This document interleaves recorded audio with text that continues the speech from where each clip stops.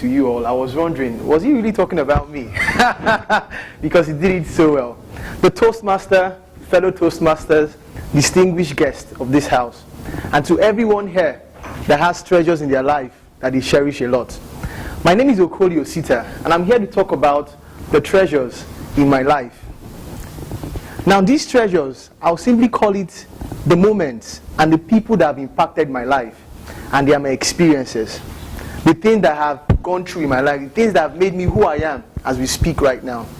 Some of them, however, were sad, but some also were very fun. I will start with a story in my very early days, when every day was a Sunday in my house, and every Sunday was a Christmas day. That means I had 7 days in a week. I had Christmas days every day. And why was this? Because we were so comfortable. Everything was working out well in my house. My mom got us everything we deserved. Understand? We went to the best schools. You know, it was so wonderful, a wonderful experience that I will never, ever forget that in my life. But just if you remember the story of Joseph, the 7 years of plenty, and also the 7 years of famine. And when that famine came to our life,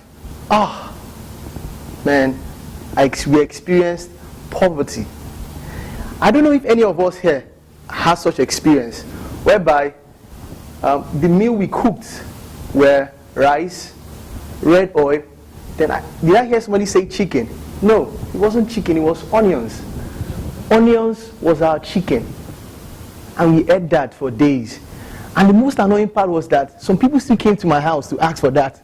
And we were so angry. We were saying, no, we don't want to share. But really, believe me, those days were troubled times. It wasn't a good experience. I don't know if anybody here has actually experienced poverty in their life.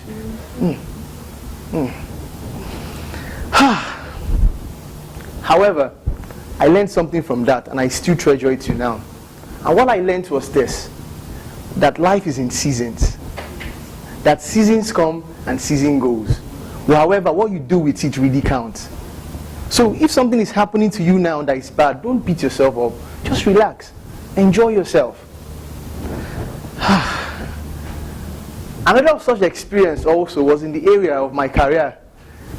I always had a neighbor that I looked up to. He was an engineer. So I aspired to become an engineer. So what I did at a very young age was I went to ask him questions. I said, what do I need to do to become an engineer? So he told me all I need to do. However, I studied hard. I did all I could do rather, but I failed in my science courses. So I went to church and the pastor gave me an inspiration. He said, you know what? Sow a seed, positive confession, do this and that, laying of hands, anointing oil. And to my greatest surprise, I failed the more. Recalling it makes me laugh. Because I was not called to become an engineer. So I couldn't make it as an engineer. So in essence, it's good to have mentors. It's good to have role models. But you still have to be you in order to succeed. You can't be anybody else. You still have to be who? You. You still have to be you. Tell your neighbor that is standing by your side that you still have to be what? You. Yes, simply you still have to be yourself in order to succeed in life. In recapping my speech, I'll actually recap my speech with the story of the acres of diamond that was cited by Russell Conwell. He talked about a farmer. Now this farmer had an acre of land, a very large mass of land. And somebody came to him and told him about diamonds. He sold up his land in search for diamond in a faraway land. And while he was searching for the diamond, he died in the process. And while the farmer that bought his land discovered that the land had the largest field of diamond in it, and the farmer became the richest man in his time. And that story actually also told me something, that my life is an experience and I ought to cherish it rather. So if anybody here, if you have anything you need to treasure, if you have anything that you need to keep, please value your experiences. Don't downplay it at all, because they are everything you need to protect. And if need be, you need to fight for them, because they are worth keeping. Thank you, everyone.